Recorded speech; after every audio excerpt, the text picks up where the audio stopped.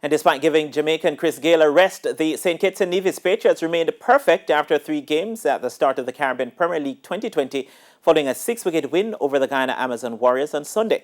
Batting first, the Warriors, who made changes to their batting order, posted 166 for 3.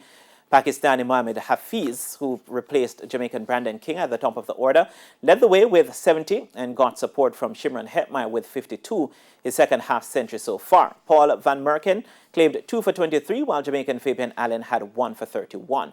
With 167 to get, man of the match Sherfin Rutherford once again led the way with an unbeaten 59 from 34 balls.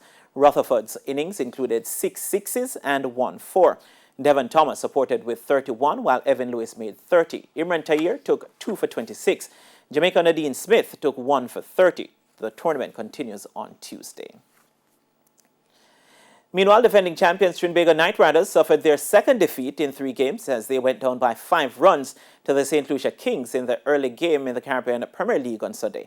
A 68-run fifth-wicket partnership between man of the match Ralston Chase with 30 not out and Tim David, 43, rescued the Kings from 69 for 4 to post 157 for 5.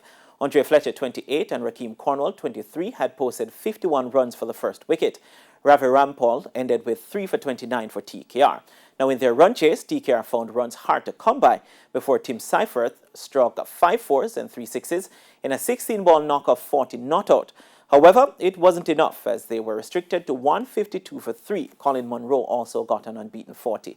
Wab Reyes, Ralston Chase, and Kemo Paul all ended with 1 wicket, while Jamaican Jaffor Royal went wicketless for 23 runs from 4 overs.